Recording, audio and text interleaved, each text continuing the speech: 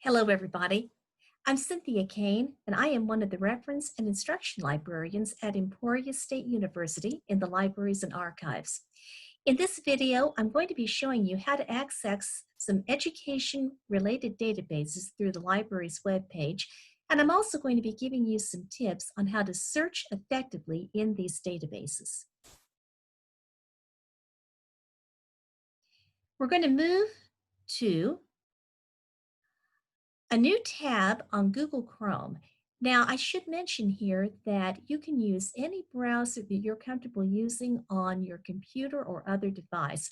I'm going to be using Google Chrome for this demonstration. The first part that I want you to be aware of is a fast way of getting to our library's webpage. And a quick way of doing that is to go to www.emporia.edu/library. And you might want to bookmark this page on your computer, or you may want to add it to favorites on your browser. And this will take you to the library's webpage. And this is where we're going to be starting our searching from this point. You can always check the most recent updates on the library's webpage for hours that you can reach a reference librarian and chat with us. And you can also scroll down to the bottom of the page to find the most recent hours that the library building is actually open if you happen to be on campus and you would like to visit us in person. We're going to go over to databases. And when I'm not sure of a database to start with, if I want to find articles for my topic, I like to click on this down arrow key and look at this drop-down menu for different subject categories. We have organized all of our databases in different subject categories to make it a little bit easier for you to find what you need. And I'm going to go to the subject area of education. And over here you will see Dr. Terry Summey, who is the librarian for many of the education disciplines. And then you can find over here some suggested resources that we have for databases that would be your best bets when it comes to searching, and we have a lot to choose from. I'm going to be focusing in this video on two in particular, Education Source and ERIC. And another good possibility is Professional Development Collection, which will also give you a lot of full text of journal articles in the field of education. We're going to go to Education Source first. And when you're searching off campus and you click on a database for the first time, you will be prompted to put in your Emporia State University username and password.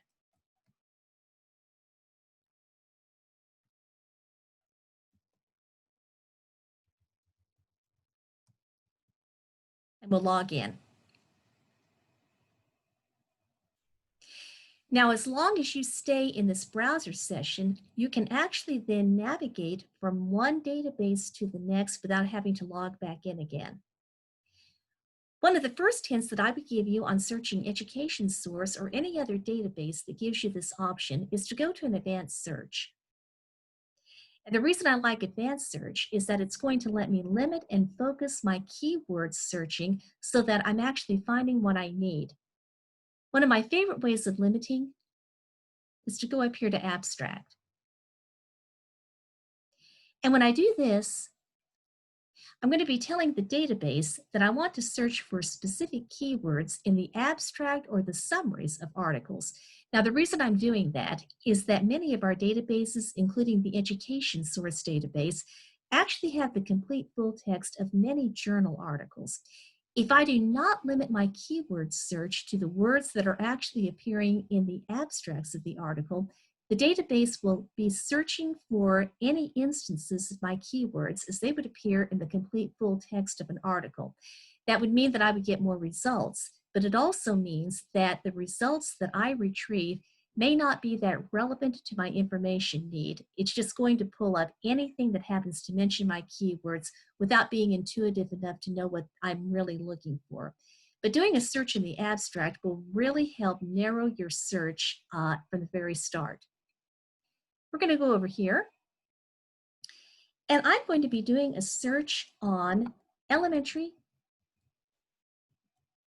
And notice when I started typing in the word elementary, I get a list of suggested terms. Use these suggested terms to help broaden your ideas for keyword searching. So for example, when I started typing the word elementary, I have elementary school, elementary education, elementary school students. I have a lot to choose from. I might just stay for this search with a broad topic area of elementary education. And now I can start putting in my other ways that I would want to narrow my search. Now I'm going to be focusing upon the topic that I'm really searching for. And in this case, I might be more interested in autism spectrum disorders. But again, notice when I began typing in my search, I could search on autism or ASD or autism spectrum disorder. I'm going to go ahead and pick this.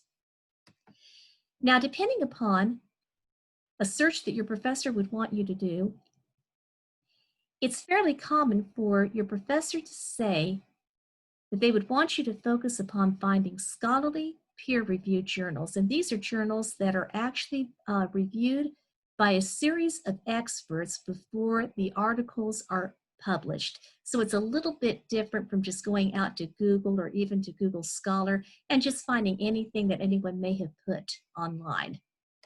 So we're going to be looking specifically for scholarly peer-reviewed journals. I'm not going to limit my results to full text at this point, and I will show you why when we get to that point. Now we're going to go ahead and search. And I found a total of 18 references to journal articles. That's really not a bad search. Another shortcut that you can use to help you save your time when you're searching is to go up here to sign in. And this is prompting me to sign into something called an EBSCOhost account. I can sign in with my emporia.edu email address, and you could sign in with your g.emporia.edu address and your login information. Again, the same that you would use to log into Canvas or to your email. I'm already signed into Google with my emporia.edu address, so that was why I popped in right away. And now what I can do, now that I'm signed into my EBSCOhost account, is start looking at some of these results that I found in my search. Now we notice that these first two articles are actually not available in full text. I will be covering that in another video tutorial that will show you how to find the full text of articles when they're not immediately available in a database, and then also how you can do a service called interlibrary loan if you would like to try to get a copy of the article from another library. But for now, I'm going to look at record number 3. And this one looks like a very promising article. The PDF full text is available. It is a scholarly peer-reviewed journal.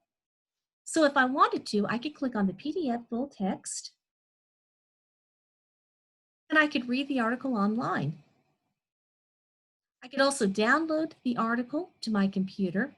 If I wanted to print it out, I could go here and print it to a local printer or to a printer at Emporia State University.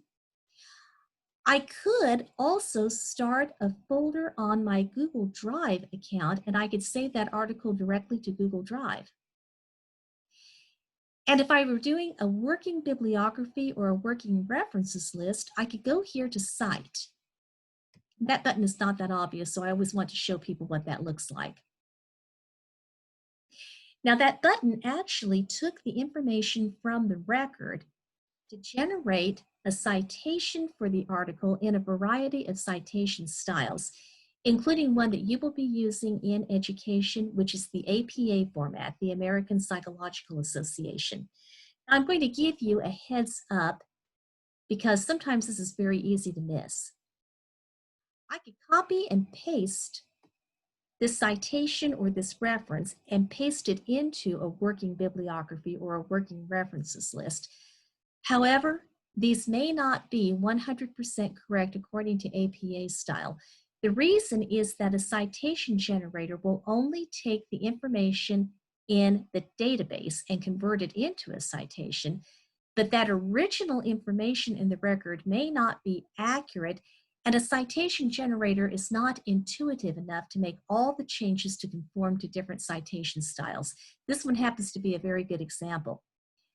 You will see that various words in the title of the article are capitalized. In APA style, I would actually need to convert these words, such as examination, in-service, teacher, attitudes, and so forth. I would need to convert those to lowercase. So never take a generated citation at face value. You can copy and paste it, and it's easier to edit the citation in that way. But please be sure that you are looking at anything that you have, such as the APA publication manual, or any guides that your professor has given, to see if you need to make any corrections to that APA reference to put it into correct APA citation style. We're going to close this.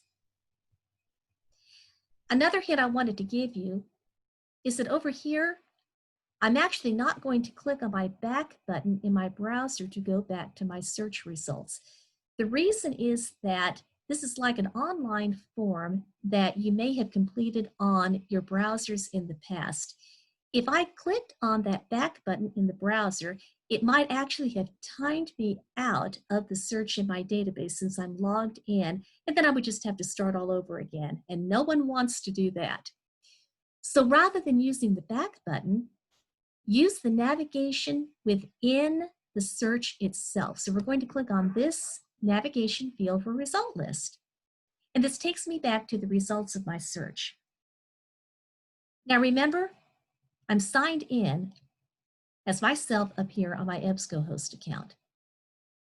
I might not have time to go through a lot of these references, but I would really like to save them so that I could go back and review them later on. And this is where signing into your EBSCOhost account can really come in handy. Now, I clicked on this folder icon next to this article reference.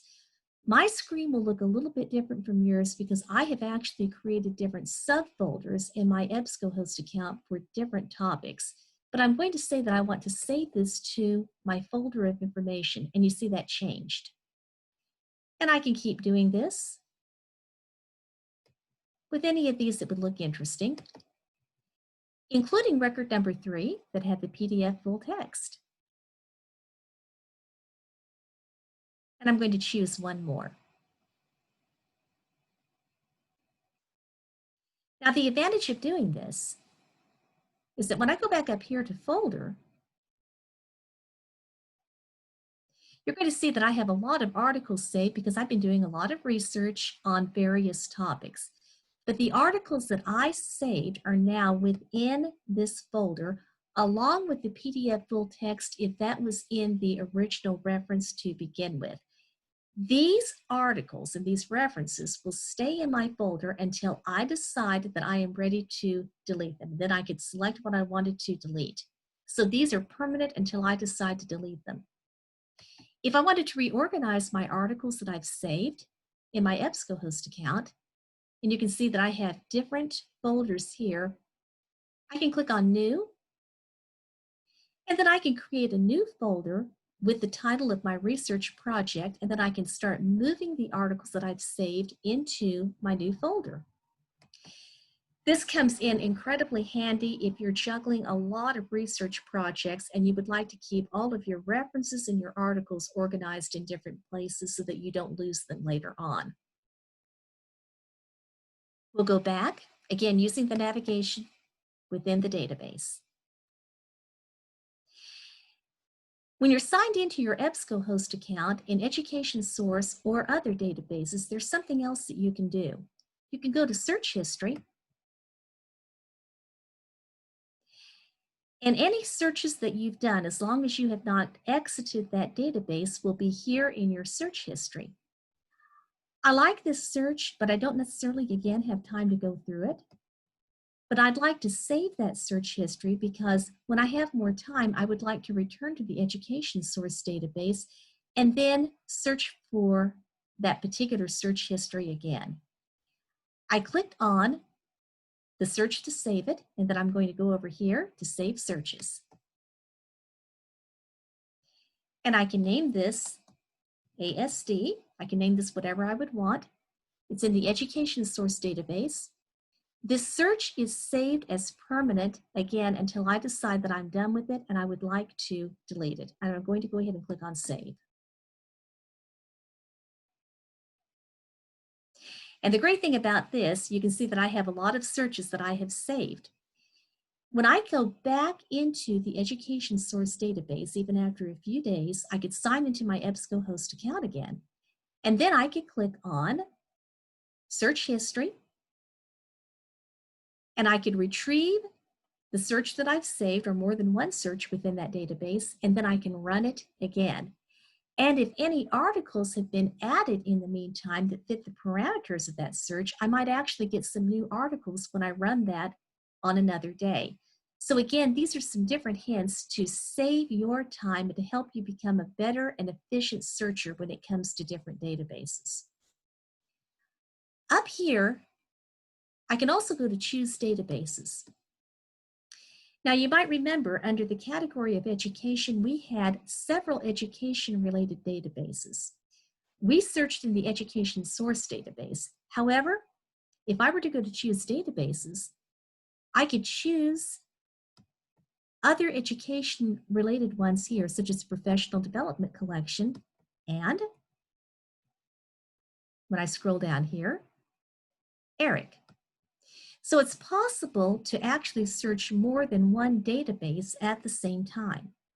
You can do one at a time, or you can go to that Choose Databases link, and I could do that same search. And now I'm searching across different databases. And now, as you will see, I actually have 82 results, whereas just within the education source database, I had 18 results. Again, a really good way of saving your time. And there are some that I found already. However, since I'm searching in Professional Development Collection, and as we see, this one that came from the ERIC database, I am going to get some different results. This one actually is a dissertation. Now, I could check to see if we had the full text of that dissertation available in another database. And again, I'll be covering that in my video tutorial that deals with interlibrary loan and finding full text in other databases when they're actually not coming up in the database or databases that you're searching on right now. And we'll scroll back up to the top. And again, I'm still signed in, so I can still save my searches to my EBSCOhost account.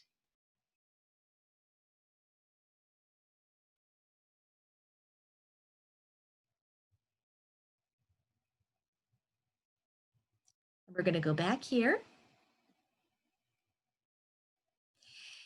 Thank you very much for watching this tutorial. I hope this has been a good quick start for you on how to find our education databases and then how to search in more than one at the same time.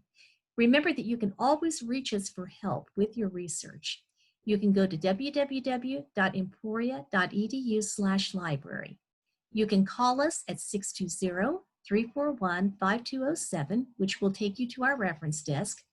And you can also email us at libref01@emporia.edu. Thank you for watching.